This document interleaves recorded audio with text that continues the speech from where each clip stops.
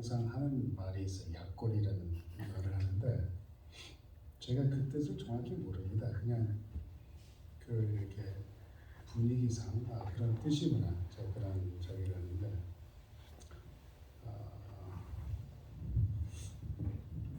항상 이제 앞에서 제가 나오면 제가 이번 주에 이런 경험을 했습니다. 하고 그러는데 제가 목요일부터 제가 딸꾹질을 했어요. 딸꾹질하면 여러분들이 뭐 딸꾹질 이야기를 이렇게 생각하는데 하시는데 저는 딸꾹질을 하면 3일에서 5일 갑니다. 그리고 머리가 아프기 시작하고 여기가 굉장히 아프기 시작해요. 근데 희한한 게 잘 때는 딸꾹질 안 해요. 딱 자는데 일어나자마자 한 5분 10분 안에 또 시작해요. 그래가지고 한 3일에서 5일 가는데 저 5일 가면 정말 힘들어요. 정말 힘들어요. 사람들하고 대화할 때도 힘들고 그래서 제가 어제 좀 심해가지고 제가 담 선생님하고 공부를 못했는데 연락도 제가 안 했습니다. 제가 오늘 설교를 할 수 있을까? 제가 그런 생각이 들어요. 왜냐면 정말 non-stop 말하면 정말 non-stop 하는데 아침에 일어나서 제가 걱정을 많이 했는데 아직까지는 괜찮습니다. 아멘. 반갑습니다. 그동안 잘 지내셨기 바라고 저는 잘 지내다 왔습니다. 강아지가 여기 날씨는 확인을 못 해봤는데 오레곤은 비가 많이 왔어요. 계속 근데 정말 햇빛이 그립더라고요. 그 야영장에 있는 그 장소에 제가 RV를 주차하고 있는데 야영장이니까 펜스를 다 쳐놨어요. 그러니까 강아지를 제가 풀어놔도 괜찮습니다. 줄을 풀어주면 얘가 정말 행복하게 막 뛰어다녀요. 깡충깡충 뛰어다니면서 속력을 낼 수 있는 최대한 속도로 뛰어다녀요. 그런 걸 보면서 제가 행복해요. 행복을 제가 느끼는데 근데 이제 이 녀석이 오라 그러면 말을 잘 안 들어요. 그래서 이제 행복을 느끼면서도 짜증이 나는 그런 상황인데 이 녀석이 얼마나 약은지 제가 이제 손에 좋아하는 음식을 잡고 있으면 알아요. 멀리서도 손에 딱 잡고 있으면 알아요. 그래서 재빨리 달려옵니다. 근데 없으면 저 멀리서 아무리 불러도 그냥 쳐다봐요. 쳐다보면서 내가 왜 거기를 가야 되지 하는 그런 눈빛으로 오지를 않습니다. 제가 그런 강아지를 이렇게 보면서 생각을 해봤습니다. 우리는 하나님께 얼마나 그런 모습을 보일까? 뭘 주시면 따라가다가 안 주시면 말똥말똥하게 멀끄러미 그런 눈으로 하나님을 쳐다보면서 제가 왜 따라가야 되나요? 그런 제가 여러분은 모르겠지만 제가 그런 그리스도인이 아닐까 생각을 해봅니다. 때로는 주님을 멀리하는 우리지만 그럼에도 불구하고 매주 저희에게 이런 회상의 시간을 허락해 주심을 감사드리며 이 시간을 통해서 회상을 넘어 다시 주님에게 우리 마음을 바치는 그런 회심하는 그런 시간이 되기를 바랍니다. 저희를 모아주신 주님께 감사드리며 잠시 기도하고 시작하겠습니다. 아멘. 아버지 하나님, 저희들 한 주 동안 주님의 은혜를 감사드립니다. 저희들 힘들고 어려운 일들이 있었습니다. 그리고 기쁘고 즐거운 일도 있었지만 저희들 이 아침에 확신하는 것은 주님께서 저희들과 같이 해주셨다는 것을 확신합니다. 아멘. 정말 감사드리며 또 이 시간을 통해서 주님께서 저희들과 같이 해주실 때 주님과 결합할 수 있는 시간이 되게 도와주시고 주님과 저희 마음이 하나 되고 주님의 뜻을 올바르게 받아들일 수 있는 저희들 되게 도와주시기를 예수님 이름으로 기도합니다. 아멘. 먼저 누가복음 10장에 있는 말씀 보겠습니다. 누가복음 10장에서는 그 선한 사마리아인 정말 선한 사마리아인 이야기가 나오는데 로마린다에 가면은 그 선한 사마리아인 그 동상이 있죠. 제가 어릴 때 테디하고 걸어다닐 때 저한테 이게 뭐냐고 물어봐서 제가 그 선한 사마리아인에 대해서 이제 이야기를 한 게 기억이 납니다. 개역 한글로 봅니다. 25절 누가복음 10장 25절부터 보는데 어떤 율법사가 일어나 예수를 시험하여 가로되 선생님 내가 무엇을 하여 영생을 얻으리이까? 예수께 이르시되 율법에 무엇이라 기록되었으며 내가 어떻게 읽느냐? 대답하여 가로되 내 마음을 다해 목숨을 다해 힘을 다해 뜻을 다하여 주 너의 하나님을 사랑하고 또 내 이웃을 내 몸과 같이 사랑하라 하였나이다. 예수께서 이르시되 내 대답이 옳도다. 이를 행하라. 그러면 살리라 하시니 이 사람이 자기를 옳게 보이려고 주님께 예수께 여짜오되 그러면 내 이웃이 누구오니까? 제가 요즘 지저분한 일들을 많이 봅니다. 지저분한 것들을 많이 보는데 제가 맡은 일이 그러기에 그런 일이기에 그런 지저분한 일들을 많이 봅니다. 지난 목요일에는 한 교회 재무가 서류를 가져와서 그 교회 목사가 횡령하는 그것을 앞에 보고를 하는 거에 제가 회의에 참석을 했습니다. 그 전주는 한 목사가 자기 부인을 폭행해서 해직하는 일을 다루어 했습니다.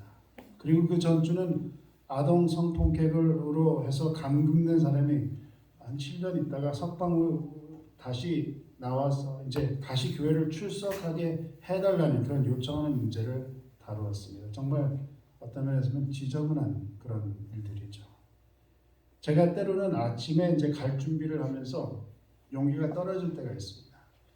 오늘은 가면 어떤 불미스러운 일을 다루어야 하나 하는 그런 마음이 생기면서 용기가 떨어질 때가 있는데 특히 언제 그러냐면 제가 지금 살고 있는 그 RV, 제가 그 RV에 대해서 전혀 감사하지 않는 마음이 있어서 그런 게 아니죠. 정말 감사한데 그 RV의 물통이 좀 작은 것 같아요. 그래서 샤워를 하고 있으면 조금의 찬물이 나오기 시작합니다.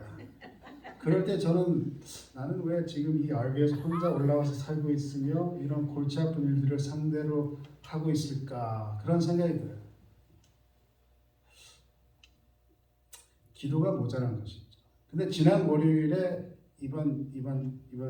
지난 월요일에 예배를 드리는데 합회를 시작할 때 일을 시작할 때 이제 예배를 드리는데 그 예배를 통해 제가 너무 감명을 받아서 그래 이런 것을 배우면 참 잘 올라왔구나 그런 생각이 들었습니다. 제가 그 예배를 통해서 이런 이야기를 소개받았습니다. 한 목회자가 자기 교회를 살펴봤어요. 자기 눈에 보이게 자신이 목회자 있는 교회가 지금 죽어가고 있는 것을 그게 보이는 겁니다. 그 목사님이 그런 교회 모습을 보면서 이건 그냥 지켜만 볼 수 있는 상황이 아니다 해서 교인들을 다 모았어요. 다 모아가지고 설문조사를 하고 대화를 하고 토론을 했습니다. 우리가 지금 죽어가고 있는데 우리가 지금 이 교회가 죽어가고 없어지면 이 교회가 정말 이 교회에서 없어지면 이 동네 사람들이 우리가 없어진 것을 아쉬워할까 하는 그런 질문을 했어요. 안타까워할까?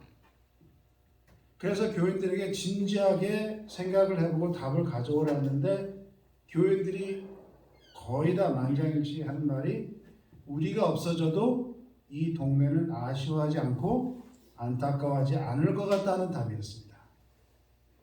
그래서 그 목사님이 그럼 그 다음 질문 우리가 그럼 어떻게 교회를 바꿔야지 우리가 없으면 안 되는 교회가 될까 하는 질문을 한 후에 그 설문조사 결과로 그 결과를 따라 교인들이 결정한 대로 따라 교회를 바꾸기 시작했습니다. 그 교회 이름이 Church in the Valley라는 교회인데요. 카나다에 있는 교회입니다. 이름이 예쁘죠? 영어로 이름이 괜찮은데 한국말로는 좀 별로인 것 같은데 어쨌든 그래서 이제 옷을 나눠주기 시작했습니다. 주변에 있는 특별히 싱글 멈스 위해서 음식을 나눠주기 시작했습니다. 중고차를 도네이션 받아가지고 받은 자동차들 다 수리해서 나눠주기 시작했습니다. 그런데 그렇게 하니 자동차들이 계속 들어오는 거예요. 차들을 그래서 계속 나눠줬습니다. 그 다음에 엄마들이 돈이 없어서 차를 쓰다가 정비를 못하니까 사용을 못하는 거예요. 그래서 차 정비까지 해주기 시작했습니다. 그러니까 교회에 그런 건물이 필요했습니다. 그런 건물이 필요해서 기도를 하는 중에 그 이웃이 교인이 아닌 이웃이 땅을 기증을 했습니다. 그래서 그 기증받은 땅에 새롭게 교회를 짓게 되었는데 교회 건물에 자동차 정비하는 공간이 붙어 있게 만들었습니다. 그 길 선상에 학교가 있어요. 공립학교인데 교회 학교가 아니라 그 교회를 지나가서 학교가 있는데 아침을 먹지 못하는 아이들을 위해서 아침마다 아침 식사를 준비해 줬습니다. 그거를 지금까지 10몇 년 동안 매 아침 끼니마다 그래요. 그리고 집 수리를 하기 시작한 후 빈집이나 폐가를 기증받아 아니면 사서 완전히 깨끗하게 집을 수리해서 노숙자들에게 집을 기증하기 시작했습니다. 그리고 싱글 엄마들에게 집을 기증하기 시작했습니다. 그래서 그게 처음에 1년에 한 집채 하다가 나중엔 2개, 3개 이런 집을 계속해서 일을 하면서 하기 시작합니다. 교회가 그런 봉사를 시작하니까 그런 필요한 그 어떤 필요한 것도 하나님께서 다 채워주시는 거예요. 아멘. 그리고 봉사를 받은 사람들 물론 교인이 아닌 다른 사람들도 와서 자원봉사를 하면서 그런 일을 하다가 봉사를 받은 사람뿐 아니라 봉사를 하는 사람들도 교인이 아니었던 사람들이 이제 교회를 나오게 두 그룹이 교회를 나오기 시작해서 교회가 새롭게 더 크게 지었음에도 불구하고 좌석이 모자라는 정도로 교회가 성장하고 있다는 소식을 제가 들었습니다. 아멘. 그런 교회가 없어지면 그 지역 주민들이 아쉬워할까요? 파라다이스 교회는 어떨까요? 우리가 교회가 없어지면 여기 주민들의 반응이 어떨까요? 전에 한국인들이 모여서 있다가 대화를 하다가 그룹이 둘로 갈라졌다고 제가 들었습니다. 한 분은 치과로 내려주고 한 그룹은 치과로 내려 다른 그룹은 여기서 만났다는데 파라다이스 교회가 없어지면 우리 교회가 없어지면 여기 주민들이 어떤 반응을 보일까요? 근데 제가 성경을 보니까 필요한 존재가 되는 것이 시간이 그렇게 오래 걸리는 게 아니더라고요. 사도행전 9장을 보면 도르가 이야기가 나옵니다. 36절인데 욥바에 다비다라는 여제자가 있으니 그 이름을 번역하면 도르가라. 선행과 구제하는 일이 심히 많더니 사도행전 9장을 보면 누구의 회심의 이야기가 나오죠? 사도행전 9장 누구 이야기가 나옵니까? 바울. 사울이죠. 사울이 바울이 되어가는 이야기가 나옵니다. 그런데 아직 누구의 이야기가 더욱 나오고 있습니까? 바울의 이야기가 나옵니까? 베드로의 이야기가 더 나옵니까? 아직 베드로의 이야기가 더 나옵니다. 그 말은 스테반이 돌을 맞아 죽은 뒤 얼마 되지 않기에 아마 그리고 바울의 활동이 적은 시간이기에 아마도 예수님께서 돌아가신 지 10년 안팎으로 보입니다. 그런데 이 다비다 즉 도르가가 어떤 일을 했다고요? 선행과 구제하는 일이 심히 많더니 심히 많다 했습니다. 그 말은 예수님 돌아가신 후 이 기별이 전달된 후 도르가가 회심 개종한 후 아마도 그 10년 안팎의 일인데 그런 일에 전념을 해서 봉사를 하니까 이 장면을 보시기 바랍니다. 39절입니다. 사도행전 9장 39절. 베드로가 일어나 저희와 함께 가서 이름에 저희가 데리고 다락에 올라가니 모든 과부가 베드로의 곁에 서서 울며 도르가가 저희가 함께 있을 때 지은 속옷과 겉옷을 다 내어 보이거라. 제 조카 중 하나가 직기, 그 룸이라고 그러죠. 직기를 사용해서 직접 천을 만들어서 옷을 만듭니다. 참 희한한 애죠. 어리는데 이제 20몇 살인데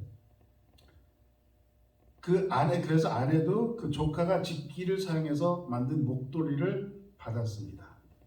작년 크리스마스 때 선물을 받았는데 제가 궁금해서 물어봤어요. 그 아이한테 시간이 얼마나 걸리냐 그러니까 그거를 만드는 한 2주 걸린대요.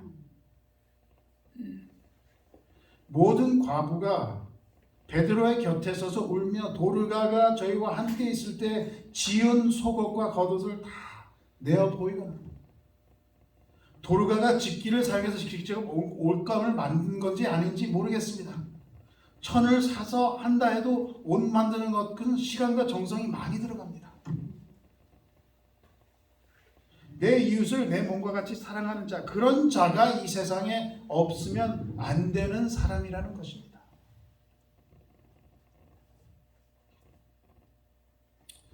그런데 저는 그렇게 생각합니다. 이 세상에 없어져도 주변 사람이 그 사람이 있나 없나 의식을 못하는 사람이라면 그 사람은 하늘에 가도 그 사람이 있나 없나 의식을 못하는 사람이 되어버린다는 거예요. 저는 그런 생각이 들어요. 여기서 혼자 스스로 경건하게 잘 사는 사람이면 하늘에 올라가서 스스로 잘 경건하게 살다가 없어져도 모른다 그 말이에요. 즉 이 세상에 필요한 사람이 되어야지 하늘에서도 필요한 사람이 된다는 것이라고 생각합니다. 한 교회에서 가끔 예배가 끝난 후 여성 성도들이 그 자리에 남아있기를 부탁하곤 했습니다. 한 달에 한 번 아니면 한 개에 한 번 정도 했는데 그런데 무슨 일을 하냐면 여성분들 다 모아가지고 도루가 회비를 걷습니다. 한 사람당 한 가구당 한 달에 50불인가 한 것을 제가 기억을 합니다. 그리고 물건을 많이 팔았어요. 그 교회 도루가에서 창고가 어느 정도 규모가 돼가지고 팥락동 때부터 한 자매는 도루가 방에서 나오지를 않아요. 계산을 해야 되니까. 거기서 미역을 팔고 삼육김을 팔고 삼육라면을 팔고 돼지밑을 팔아서 한때는 도루가가 6만 불 이상 있었습니다. 그 돈을 가지고 교인 아니면 초신자 중에 누가 도움이 필요하다면 그러면 도루가에서는 그러는 거예요. 1,000불 주죠. 1,000불씩 나눠주고 하는 것을 보았습니다. 그러다 교회 재정이 약해서 도루가가 3만 불을 넘겨줬던 것을 제가 기억을 합니다. 제가 생각할 때 도루가가 살아있어서 자기의 이름이 붙은 교회 부서가 그렇게 사용되고 있다는 것을 알면 얼마나 슬퍼할 일이 아닐까 생각이 듭니다. 저는 어릴 때 들은 말 때문에 사람들을 도와주는 걸 굉장히 꺼려합니다. 그래서 아마 자녀들에게 그 어릴 때 가르치는 게 중요한 그 세뇌 교육이 필요한 것 같아요. 저는 그 안 좋은 세뇌 교육을 받은 게 저는 이제 대도시에서 자랐는데 9살, 10살 때 제가 미국 삶을 시작했는데 제가 그때 기억나는 것이 차를 타고 가다 보면은 길 옆에 고장난 차들이 많이 이렇게 있습니다. 보넷을 이렇게 딱 열어놓고 사람들이 이렇게 있어요. 근데 같이 가던 교인 한 분이 그러는 거예요. 저런 차 위에서 절대 멈춰 도움을 주려 하면 안 됩니다. 그러는 거예요. 다 가짜라는 거예요. 사기치는 거예요. 멈추면 총을 내밀며 강도질을 한다 하는 겁니다. 그리고 제가 한 번은 직접 제가 목격을 했어요. 여름에 이제 도서관에서 여름에 할 게 없으니까 TV도 없죠. TV도 없으니까 도서관에 가서 이렇게 책을 빌리는 거예요. 그럼 저희 누이들하고 가서 이렇게 책을 이만큼 빌려오는데 한 번은 제가 도서관에서 이제 나오는데 어떤 사람이 지나가는 한 중국 사람한테 도움을 달라고 요청을 하다가 이제 그 중국 사람이 어린 애들이 그러니까 이제 따라갔어요. 근데 따라가니까 어린 총을 대고 그 사람의 돈을 빼앗는 것을 제가 직접 목격을 했습니다. 그래서 저는 도움이 필요한 사람이 보여도 멈추지 않고 도움을 주지 않는 것이 맞다는 걸 저는 배웠습니다. 제가 선한 사마리아인을 이야기를 읽으면서 그런 생각을 해봅니다. 길 옆에 자동차를 세워 도움을 청하는 그런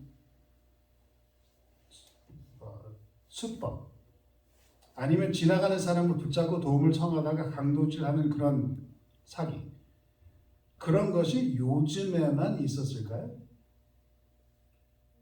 제 생각엔 예수님 당시에도 그런 속임수를 사람들이 쓰지 않았을까 생각이 듭니다.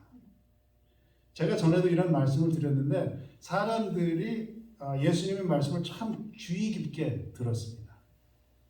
사람들이 하루 종일 그랬잖아요. 하루 종일 음식을 먹지도 않고 예수님 말씀 듣기를 참 즐거워했어요. 그죠? 제가 한 번은 설교를 어느 교회 가서 1시간 10분을 했어요. 저도 그렇게 오래 한지 몰랐습니다. 근데 설교 도중에 사람들이 일어나서 떠나더라고요.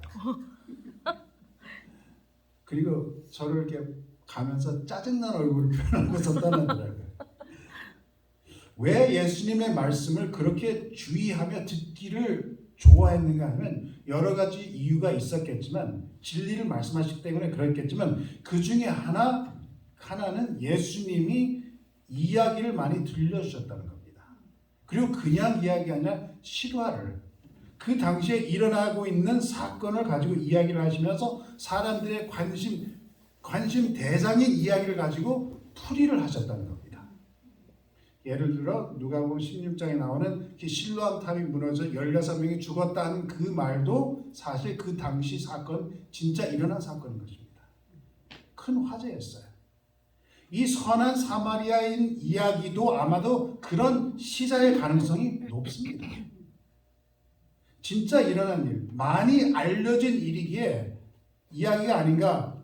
그러기에 제 생각엔 이 법관이 반박하는 말을 했을 텐데 만약 예수님께서 예를 그냥 만들어서 지어내서 이야기했으면 이미 정말 이런 일이 일어난 사건이기에 반박을 하지 못하고 그냥 받아들인 게 아닌가 제가 생각이 들어요. 근데 더 나아가서 이 예루살렘에서 여리고로 가는 길은 역사적으로 보면은 이런 일들이 많이 일어나는 곳입니다. 위험한 곳이었어요. 강도가 많이 있는 것으로 알려진 곳이기에 귀중품을 가지고 혼자 다니는 길이 아니었던 것 같습니다. 그런데 그런 강도들이 때로는 속임수로 사람들을 유인하지 않았을까요? 아까 본 누가복음 10장을 보면 그런 언지를 주는 것 같이 보입니다. 30절입니다. 예수께서 대답하여 가라사대 어떤 사람이 예루살렘에서 여리고로 내려가다가 강도를 만나매 강도들이 그 옷을 벗기고 때려 거반 죽을 것을 버리고 갔더라.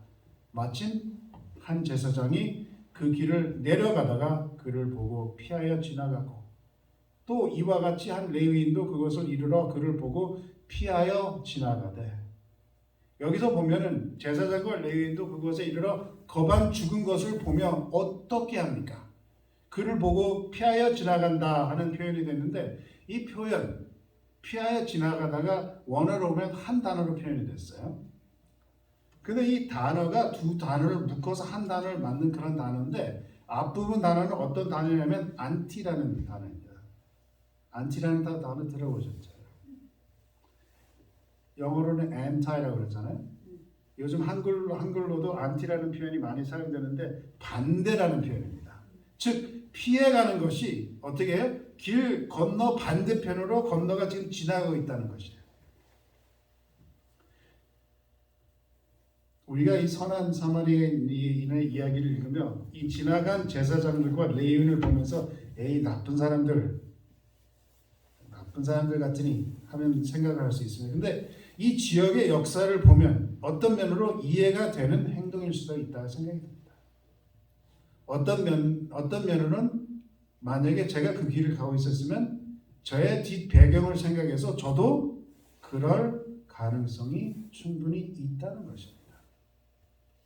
그곳이 강도들이 흔한 곳이며 또 그런 강도들이 만약 그런 수법을 쓰는 것이 알려졌다면 제사장과 레위인이 반대로 건너가는 것이 그렇게 그들을 탓할 만한 것이 아니라는 것입니다. 그리고 반면에 그 말은 실은 이 사마리아인의 행동이 그만큼 더욱더 놀라운 일이라는 것을 우리가 깨닫게 되는 것입니다. 그런 위험한 곳에서 강도들의 수법에 말려드는 가능성이 있고 또 거기서 얼쩡거리다 자신도 공격당할 수 있는 그런 곳이기에 어쩌면 더 빨리 반대편으로 건너가서 피하여 건너가야 되는 빨리 재촉해서 가야 하는 곳인데 모른 척하고 가야 하는 것인데 이 선한 사마리아는 멈춘 것이며 어떤 면에서 자신의 죽음을 무릅쓰고 한 일이라는 것을 우리가 볼 수 있다는 것입니다. 이 사람이 그냥 멈춘 게 아니라 이 멈추면은 상당히 큰 대단한 일이라는 것을 우리가 깨달을 수 있습니다. 우리가 이 선한 사마리아인의 이야기를 관해 대화를 하게 되면 자주 언급되는 게 다른 인종이라는 것을 우리가 항상 이야기를 합니다. 다른 인종뿐 아니라 오히려 증오를 받는 대상의 인종이라는 것을 우리가 여러 차례 이야기를 합니다. 쉽게 말해서 만약에 우리 사회에서 이해를 하기 쉽게 한다면 흑인이나 다른 차별 대상이 사람이 백인을 도와주는 그런 셈이다 그 말이에요. 흑인이 강도당한 백인을 도와준다면 어떤 오해가 있을 수 있을까요? 미국에서 여러분 생각해 보세요. 이것이 지금 네가 지금 이 사람을 공격한 게 아니냐 그런 의심을 받을 만한 일을 지금 하고 있는 것입니다. 그런데 이 사마리아인은 그렇게 죽음과 오해를 무릅쓰고 멈춰서 도와주면서 오히려 어떻게까지 도와주죠? 주마까지 데려가서 돈을 주면서 뭐라고 그럽니까?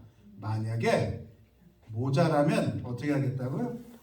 내가 돌아와서 다시 갚아주겠다. 얼마 전부터 미국에서 이런 표현이 돌았습니다. Disinterested benevolence. 이 말이 무슨 말이냐면 사심 없는 선행이라는 표현이에요. 어떤 이익을 바라고 공을 세우고 인정을 받으려 그런 선행을 하는 게 아니라 아무런 사심 없이 선행하는 것, 대가도 없고 보상도 없는 그런 선행을 하자는 뜻으로 사용되는 표현입니다. 제가 이 사마리아인의 행동을 생각해 보면서 왜 했을까? 왜 멈췄을까? 왜 도와줬을까? 만약에 이 사마리아인이 도움을 시도하다가 정말 속임수에 넘어가서 강도질을 당한다든지 아니면 아직도 그 같은 강도 패거리가 남아있어서 도와주려는 사마리아인을 해쳐서 만약에 죽었으면 그 희생에 의미가 있을까? 제가 생각을 해봅니다. 만약에 제가 오레곤을 왔다 갔다 하다가 제가 그런 사람들을 지금도 봐요. 고속도로에 있는데 사람들이 걸어갑니다. 그러면서 지금도 이렇게 해요. 태워달라고. 누가 길에 서 있는데 도와주려다가 제가 그 속임수에 넘어가서 강도질을 당해서 총을 맞아 죽으면 저의 그런 희생에 어떤 의미가 있을까 제가 생각을 해봅니다. 누가복음 다시 보면 36절입니다. 10장 36절. 내 의견에는 이 세 사람 중에 누가 강도 만난 자의 이웃이 되겠느냐? 가로되 자비를 베푼 자니이다. 예수께서 이르시되 너도 이와 같이 하라 하시니라. 이 구절들을 읽을 때 어떠세요? 저는 39절 하단이 너무 마음에 걸립니다. 너도 이와 같이 하라. 죽음을 무릅쓰고 하라. 의미가 없어 보이는 것처럼 보여도 하라. 결과를 생각하지 말고 하라. 사심 없는 선행을 하라. 그런 곳에서 그런 상황이라도 그런 죽음을 무릅쓰고 한 그 일 너도 이와 같이 하라. 남의 눈길을 의식해서가 아니라 사심 없는 선행을 하라. 예수께서 이런 말씀을 하십니다. 마태복음 10장 28절. 몸은 죽여도 영혼은 능히 죽이지 못하는 자들을 두려워하지 말고 오직 몸과 영혼을 능히 지옥에 멸하신 자를 두려워하라. 예수님은 이 삶에 이 육체적인 삶에 무슨 가치를 두시나요? 이 몸에 어떤 가치를 두시나요? 우리가 그렇게 아끼는 몸. 한국이 의술이 굉장히 발달했는데 어느 분야로 많이 발달을 했죠? 성형, 미, 그렇죠? 그런 기술이 많이 발달됐습니다. 몸을 참 아끼는 사회가 됐어요. 한국이. 예수님은 몸은 죽어도 영생을 바라보라 하십니다. 이 현생은 거의 의미가 없고 단 의미가 있다면 이 현생의 삶이 우리 영생에 어떤 영향을 주는가 하는 것만 가치가 있다고 우리에게 말씀을 해주고 있는 것입니다. 우리가 목숨을 참 많이 아끼죠. 그게 참 희한한 것 같아요. 사심 없이 선행을 하다가 남들이 보기에는 아니 참 의미 없는 죽음을 했네. 사심 없이 선행을 하다 죽으면 아쉬운 삶이며 안타까운 삶이지만 예수님께서는 뭐라고 말씀하세요? 그 안에서 그게 바로 의미 있는 삶이다 저에게 이야기해주고 있는 것입니다. 혹시 그렇게 죽음을 당한다 하더라도. 제가 목회를 하다가 한 담임 목사님과 대화의 생각이 나는데, 김 목사 그러시는 거예요. 이 교회 나와 같이 있으면 참 좋겠네 그러면서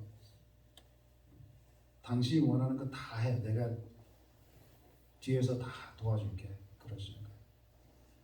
그러면서 하고 싶은 게 무엇이 있나 저한테 물어보셔요. 근데 그 목사님 저를 참 많이 도와주셨습니다. 근데 제가 그 대화를 하면서 이런 답을 했어요. 목사님, 제가 안식일 아침에 제가 정말 원하는 건 안식일 아침에 교인들을 불러다가 다 가서 봉사를 먼저 했으면 좋겠습니다. 봉사를 다 마친 후에 그 다음에 교회에 와서 점심 식사를 하든지 저녁 식사를 하든지 그 봉사를 하면서 그 봉사를 하는 장소에서 만난 예수님 이야기를 하면서 예배를 드리고 싶습니다. 그러니까 그 담임 목사님 뭐라고 이렇게 했어요. 그건 안 돼. 특별한 이유가 없이 예배 순서 때문에, 사람들의 눈이 보이기 때문에. 그 목사님은 목회를 아주 성공적으로 많은 사람들의 인정을 받는 그런 목회를 하셨습니다. 근데 제가 최근에 대해서 제가 이 설교를 준비해서 그 목사님에 대해서 생각을 해봤어요.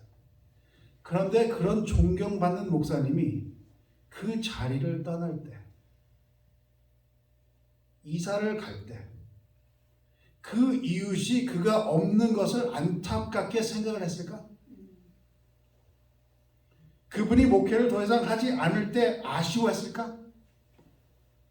그런 성공적인 목회를 하는 목회자도 그 자리를 비울 때 주변 사람들이 신경을 안 쓸 수가 있는데, 그 떠나는 것을 무시할 수 있는데, 우리는 하면 어떨까요? 우리가 우리 자리를 비우게 될 때 우리 이웃들이 우리 가족과 친지들 말고, 우리가 만약에 이 세상을 떠나게 되면 우리 가족과 친지들 말고 그 사람들은 물론 우리를 그리워하겠죠. 근데 우리 이웃들이 안타깝고 아쉬워할 거냐 그 말이에요. 예수님이 선한 사마리아인의 이야기를 하신 이유는 어떤 질문의 답인가요? 누가 어떤 질문을 해서 선한 사마리아인 이야기를 하시나요? 먼저 그 질문은 기억하시죠? 어떻게 하면 뭐라고 그래요? 영생을 얻으리까 하는 질문입니다.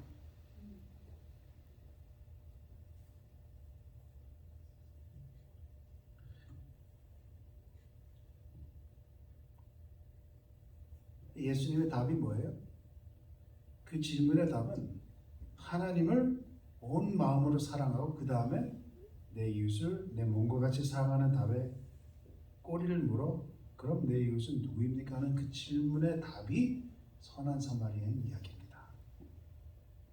이 답, 하나님을 온 몸과 마음과 뜻을 다해 사랑하고 내 이웃을 내 몸과 같이 사랑하라는 답은 유대인들에게 이미 알려진 답이라고 생각합니다. 그렇기 때문에 마태복음 22장에 법관이 와서 예수님께 질문을 하죠. 질문해서 당신 생각에는 어떤 것이 가장 큰 계명입니까? 하는 질문을 하니까 예수님께서 답을 어떻게 하셨어요? 하나님을 온 마음과 사랑하고 그 다음에 내 이웃을 내 몸과 같이 사랑하는 답이 나오는 것입니다. 그러니까 거기에 대해서 토를 달 게 아니에요. 왜냐하면 이스라엘 백성들은 이미 알려진 답이니까. 이건 다 인정하는 답이니까. 그러니까 거기까지는 모든 유대인들이 아는 답이라고 생각이 드는데, 그런데 그 다음 질문의 답, 즉 내 이웃이 누구이냐 하는 그 질문의 답은 아마도 그들 사이에 정확하게 정해진 건 아니라고 생각합니다. 도르가는 누구를 도왔습니까? 도움이 필요한 자를 도왔습니다. 사도행전 9장은 모든 과부라라고 표현을 했습니다. 선한 사마리아인은 어떻게 도왔습니까? 종교, 피부색, 인종, 신념, 누가 뭐를 믿는지 아닌지 그런 거를 따지지 않고 도왔습니다. 멈춰서 물어보지 않았어요. 안식일 지킵니까? 안 지킵니까? 그런 거 물어보지 않았습니다. 그냥 도와주었습니다. 돈만 주는 것이 아니라 자기 자신을 내어주었습니다. 그리고 더 나아가서 제가 못하는, 제 자신이 못하는 그런 도움을 주었습니다. 사심 없는 선행. 우리가 해야 되는 것이 그런 게 아닌가요? 아멘. 지난주에 합회장이 저에게 한 교회가 합회로 이제 회의하러 오는데 참석을 해달라고 부탁하게 제가 그 회의를 참석을 했는데 교회 이제 여러 지도자들이 와서 이제 합회 몇몇 분들하고 만나는데 이 교회가 어떤 문제를 일으켰냐면 교회가 건물을 사면은 그게 합회 소속입니다. 우리 교회는 그래요. 지금 이 땅이 패러다이스 교회 땅이 아니라 합회 소속이에요. 근데 이 교회가 합회 승인 없이 건축을 시작했어요. 땅을 사놓고 합회가 돈이 없으니까 아무것도 하지 말라 그랬어요. 근데 자기들이 알아서 사인을 해가지고 컨트랙트를 해가지고 재정적으로 지금 큰 문제가 생겼습니다. 돈이 있으면 문제가 없죠. 자기네들이 알아서 했다 하더라도. 근데 돈이 없다는 게 문제예요. 근데 합회 와서 마냥 도와달라고 하는 거예요. 조르는 거예요. 계속 조르면서 허락을 해달라는 겁니다. 벌써 한 60만 불 정도 썼어요. 그리고 전체 들어갈 돈이 한 약 300만 불이 넘는데 그런 프로 같은데 그러기에 승인 없이 시작하지 말라 했는데 시작을 했습니다. 제가 생각을 해봤어요. 왜 그렇게 간절히 교회를 지으려 할까? 300만 불이 넘는 돈인데 선생님 여기 지금 짓는 교회가 얼마인 줄 아십니까?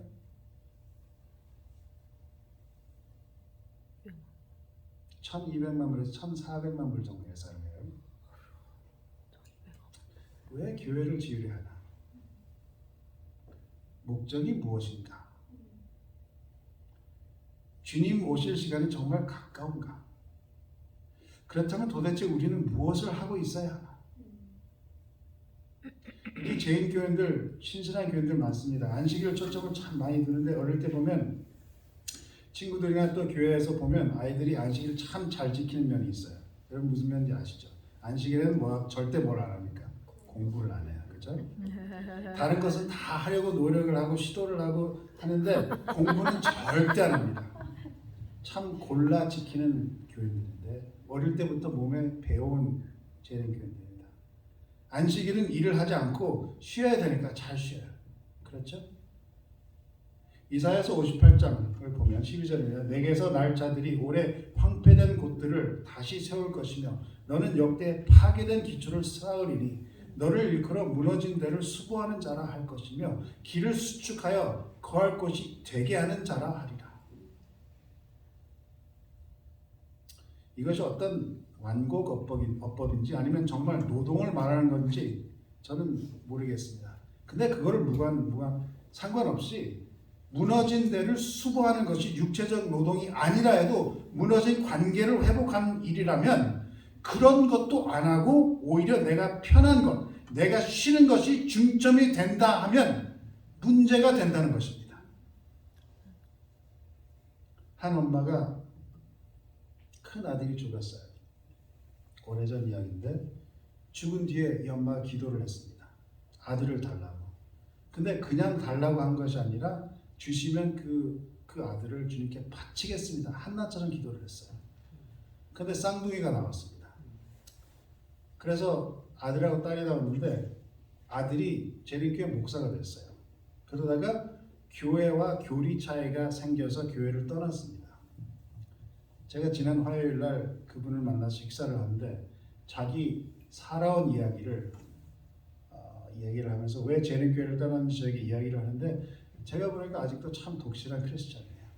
84세 된 분인데 아직도 불타는 예수님을 이야기하면서 주먹을 푹 끈지면서 그냥 목에 그냥 정말 힘을 주면서 예수님을 얼마나 사랑하는지 잘 표현을 합니다. 근데 교회를 떠났다는 그 이유로 그 쌍둥이인 그 누이가 그분과 지금 대화를 하지 않습니다. 쌍둥이 누이는 지금도 독실한 재림교인인데 이 남자분이 누이에게 문자를 보내도 전화를 해도 전화도 받지 않고 문자를 보내도 답을 하지 않고 가족 모임에 만나도 말을 섞지 않는다는 것입니다. 이것이 진정한 크리스찬의 모습인가요? 이 누이는 사실 이 세상에 없어도 이 쌍둥이 형제에게는 그렇게 큰 빈자리가 아니 된다는 것입니다. 선한 사마리아인 그 사람이 그 자리에 없었으면 어떤 결과가 있었을까요? 절망 가운데 그 강도당한 사람은 있지 않았을까요? 근데 사실 이런 사람들이 우리 주변에 참 많이 있다는 것입니다. 이게 현실이라는 것입니다. 이 교회가 이 자리에 없으면 어떤 결과가 있을까요? 우리가 결국 이 사회, 이 마을에, 이 주변에 단지 안식일에 차로 서로 지나가는 사람들, 마켓에서 서로 그냥 지나가는 사람들, 눈길도 서로 제대로 주지 않는 사람들, 마냥 그냥 지나가는 사람들로 이 사회에 존재하는 사람들이라면 그 강도를 만나 쓰러져 있는 사람에게 제사장이나 레위인이 있으나 마나 하는 자들인 것처럼 우리도 이 주변에 있는 자들에게 있으나 마나 하는 자들이 되는 것입니다. 우리 교회는 어떤가요? 있으나 마나 하는 교회인가요? 예수님께서 교회의 기능은 빛과 소금이라 우리에게 말씀해주고 있습니다. 어둠이 있는 곳에 밝은 빛을 전해주며 다쳐서 아파가고 썩어가는 부분이 있으면 그것을 막아야 하는 것이 교회의 기능인 것입니다. 즉 이웃을 사랑하는 것이 예수님의 사랑을 몸소 교회가 보여주는 거라고 이야기를 하는 것입니다. 아멘. 아까 그 Church in the Valley에 대해서 소개를 드렸는데 이름이 한글로는 예쁘지 않다고 제가 생각한다고 말씀드렸는데 영어로 하면 괜찮습니다. 그렇죠? Church in the Valley 괜찮아요. 근데 제가 생각할 때 우리 교회 이름도 좋습니다. Church on the Ridge 산마루에 있는 교회 멋있잖아요. 아니면 Church in Paradise 낙원에 있는 교회 얼마나 이름이 좋습니까? 교회 건물도 새로 짓고 있는 우리 교회 우리는 절호의 기회라고 생각합니다. 저는 하나님의 인도 아래서 이 교회를 새롭게 길을 만들어 나갈 수 있는 우리다 생각이 드는 것입니다. 근데 시간이 많이 필요하지 않다는 것입니다.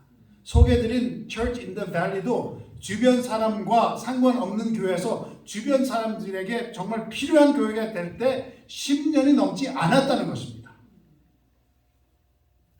도르가가 그의 봉사한 지 10년 정도밖에 되지 않았다는 것이고 제가 전에 그 어떤 할머니에 대해서 이야기를 말씀드렸죠.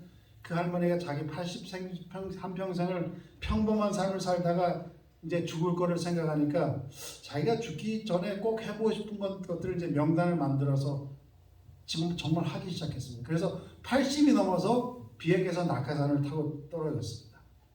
그리고 80이 넘어서 세계 여러 산들을 올라가 보기 시작했습니다. 여러 가지 자기가 하고 싶은 일들을 90살이 넘게 하며 살아간 분이 계시다는 겁니다. 성도님, 우리가 이런 필요한 존재가 된다는 것은 나이, 인종, 종교 이런 모든 것을 뛰어넘는 것이며 그냥 피해 지나가는 사람으로부터 정말 꼭 필요한 사람이 되는 것이 시간이 그렇게 오래 걸리지 않다는 것을 기억하시면서 모든 것이 새롭게 이루어지는 이 패러다이스 교회 하나님 인도 아래 새롭게 만들어 나아갈 수 있는 기회인 것을 받아들이면서 주님께 나가지 않으시겠습니까? 아멘. 교회의 역할이 무엇입니까? 이웃이 되는 것입니다. 이웃을 내 몸과 같이 사랑하는 것입니다. 아멘. 제가 사랑이라서 어떤 분이 그렇게 말씀하세요. 사랑. 제가 어떤 듣기 좋은 말을 하는 게 아니라 상투어로 말씀드린다 생각하지 마시기 바랍니다. 제가 사랑 얘기할 때 가장 힘들고 어려운 것을 말씀을 드리는 것입니다. 너희는 나의 제자이면 나의 계명을 지키라. 요한복음 8장 30절. 그러므로 예수께서 자기를 믿는 유대인들에게 이르시되 너희가 내 말을 거하면 참 내 제자가 되고 진리를 알지니 진리가 너희를 자유케 하리라. 요한복음 14장 21절입니다. 나의 계명을 가지고 지키는 자라야 나를 사랑하는 자니 나를 사랑하는 자는 내 아버지께 사랑을 받을 것이요 나도 그를 사랑하여 그에게 나를 나타내리라. 요한복음 13장 34절입니다. 새 계명을 너에게 주노니 서로 사랑하라. 너희가 사랑한 것 같이 내가 너희를 사랑한 것 같이 너희도 서로 사랑하라. 너희가 서로 사랑하면 이로써 모든 사람이 너희가 내 제자인 줄 알리라.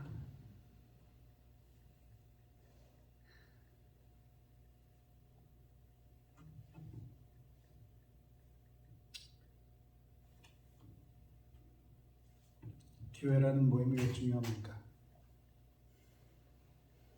제가 신학대학을 다닐 때 어떤 한 원로 교수님께서 교회 교회 치리하는 것을 이제 가르치면서 교회 부임해서 1년 동안 조용히 지내라면서 저희한테 그렇게 가르쳤습니다. 그래서 오랫동안 저도 그렇게 했어요. 교회 가면 아무 말 안 하고 그냥 2년 동안 지내려고 노력했습니다. 근데 지금 생각하면 참 어리석은 말이에요. 참 어리석은 가르침 같다 생각이 듭니다. 왜 조용하라고 가르치신 줄 아세요? 그 조용하게 지내라면서 교회 치리하는 게 쉬운 게 아니다, 만만한 게 아니다 하면서 예를 든 게 뭐냐면 어느 목사가 부임한 지 몇 달 후에 오레곤 자리를 옮겼다 합니다. 오레곤 자리를 반대편을 옮긴 것도 아니로 한 10피트 정도 옮겼대요. 근데 그걸 가지고 교회가 반쪽으로 나눠서 완전 대판 싸움했다는 겁니다. 교회는 왜 있어야 하나요? 누가 기도 순서를 맡는 게 중요한가요? 누가 순서 진행을 맡는 것이 중요한가요? 누가 교회 열쇠를 가지고 있는 게 중요한가요?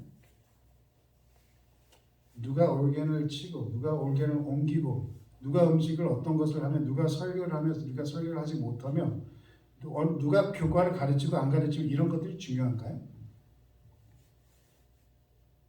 정말 쓸데없는 것입니다. 정말 필요 없는 것들입니다. 목사 중에 누가 으뜸가는 목사인가, 누가 인정받는가, 누가 합회장인가, 누가 기사를 쓰는 목사들인가, 누가 부흥집회에 자주 불러다니는 목사 목회자 중요한가요? 만약에 그런 목사가 중요하지 않다면 그럼 교인 된다는 것이 무엇이 중요한가요? 누가 으뜸되는 교인이 된다는 게 중요한가요? 제가 생각할 때 단 한 가지만 중요합니다. 내가 나의 삶에 하나님의 뜻을 이루는가 아닌가, 아멘. 그것만 중요하다는 것입니다. 아멘. 근데 어쩌면 매우 중요한 이것을 우리가 지금 무시하면서 살아가고 있지 않나 생각이 듭니다. 예배 순서가 중요한 거 아닙니다. 예배 순서가 전혀 중요하지 않습니다. 만약 순서가 중요하고 누가 예배를 인도하는 것이 중요한다면 우리는 사실 어떤 예배를 드려야 돼요? 옛날 유대인식으로 예배를 드리는 게 더 맞다고 생각이 듭니다. 지금 우리가 드리는 이 예배 순서가 사실 누구의 전통을 받아서 이런 예배를 드리고 있습니까? 일요일교회 전통이에요. 우리 교회가 일요일교회 전통을 지금 물려받아 사용하고 있는 것입니다. 중요하지 않다 생각됩니다. 제 생각에 주님께 전혀 중요하지 않다 생각됩니다. 예배 순서가 중요하지 않다면 그 순서에 누가 무엇을 하는지 더더구나 중요하지 않다는 것입니다. 의미 없게 짝이 없다는 것입니다. 성도님, 저는요, 정말 우리가 드린다, 우리가 표현을 그러잖아요. 예배 드린다는 이런 예배가, 주님께 바친다는 이런 예배가 하나님께 정말 연락되는 예배인지 제가 굉장히 궁금하게 생각합니다. 교회가 존재하는 유일한 이유는 하나님의 뜻을 이루는 것이 교회의 목적이라는 것입니다. 아멘. 하나님의 뜻은 무엇인가요? 교과적 공부를 잘하는 것입니까? 설교를 잘 경청하는 것입니까? 파트락을 잘 먹는 것입니까? 최소한 안식일을 잘 지키는 것이 우리 재림교회는 중요하다고 생각합니다. 그런데 안식일을 잘 지키는 것을 이사야서 56장 58절에 나오는 것처럼 다른 사람들을 피해 지나는 것이 아니라 아픈 자를 찾아가고 도움 필요한 자를 찾아가고 혹 그런 일을 하다가 내게 해가 온다 하더라도 반대편을 건너가서 지나가는 것이 아니라 그 사람들을 찾아가는 그런 것이 안식일을 제대로 지키는 것이라고 저는 생각합니다. 아멘. 이것이 내 안에 있는 주님을 증명할 수 있는 것이고 이것이 나의 믿음을 입증하는 기회다 하는 그런 생각하는 그런 교회가 되시기를 간절히 바랍니다. 아멘.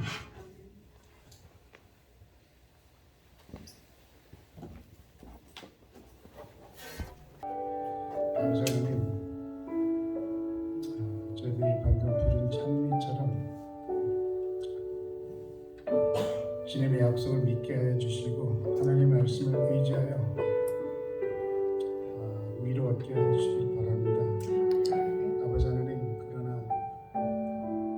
그 이상으로 저희를 진정 사랑하는 교인들이 되게 도와주시고 정말 주님의 사랑을 나눠줄